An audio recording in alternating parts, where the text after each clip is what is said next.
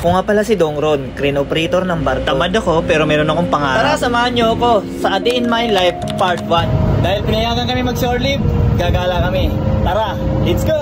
At bago ang lahat, nandito nga pala kami sa City of Smile at ang Bacolod City nga pala yon. At marami nga palang tourist spot dito at nandito nga pala yung pinakamalaking manok at ginawang hotel at nakakuha ito ng Guinness of World Record. At eto na nga, doon nga pala tayo papunta at samahan nyo ako para i-explore natin kung gaano kaganda yung lugar na yon. Kalahating oras daw ang biyahe doon galing dito sa pier, kaya naghihintay kami sa service namin. Pero ang tagal ng service namin, kaya habang naghihintay is gumawa muna kami ng video ng promotion about dito sa suot ni partner na jacket. At eto na nga, dumating na yung service namin. Pero itong sasakyan nga pala namin is kay Segundo nga pala ito. Taga dito nga pala si Segundo sa may Bacolod. Grabe, habang palapit kami ng palapit sa lugar na pupuntahan namin, yung daanan is nagfa-fog siya. Pati yung paligid is fog na fog talaga. Tingnan nyo naman, parang nasa Tagaytay lang. At eto na nga guys, yung inihintay natin nang makarating dito sa ating destination. At eto yung bungad nila guys, napakaganda talaga guys. Tingnan nyo naman, ang astig, napakaganda. Bungad pa lang yan guys ha, hindi pa tayo nakapasok sa loob. 250 nga pala yung entrance dito guys. Hindi ka makakapasok pag hindi ka bayad. Kailangan magbayad ka muna bago makapasok. At eto na nga, nakapag-park na kami. I-explore na natin kung gaano kaganda yung lugar dito. Kasama nga pala namin yung partner ni Segundo. Ayan. At sila nga pala yung magto-tour guide sa amin dito. Pagpasok pa lang dito is bubungad na agad yung napakalaking dinosaur. Ayan, napakalaki talaga ng dinosaur guys. O tingnan nyo naman,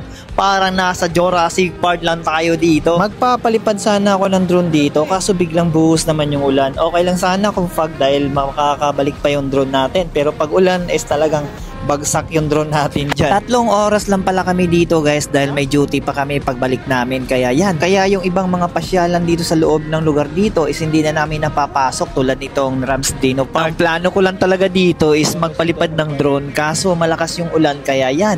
Maligo na lang tayo sa swimming pool dito dahil napakalaki ng swimming pool dito. Kaso bawal pala yung mga suot namin. Hindi pala pwede yung ganun yung pangligo. Kaya bumili pa kami dito ng mga damit na pangligo. At dito nga pala tayo maliligo guys. Ito nga pala yung pinakamalaki nilang swimming pool. Pero hindi lang po ito ang swimming pool na meron sila. 3 layer nga pala yung swimming pool nila guys. Yung isa is meron padulasan. Ang second layer naman ng swimming pool nila guys is talagang matutuwa ang mga bata dito dahil may palaruan na, may swimming pool pa. Magpapahuli pa ba tayo dito sa padulasan? Tara, itry na natin. At ito nga palang pagpadulas natin is first time ko lang to, kaya yan. At pagkatapos natin doon sa padulasan, ito nga pala yung pinakamalaki nilang swimming pool dito sa pinakataas sa 3rd floor nila. Meron nga pala itong wave guys, every 30 minutes is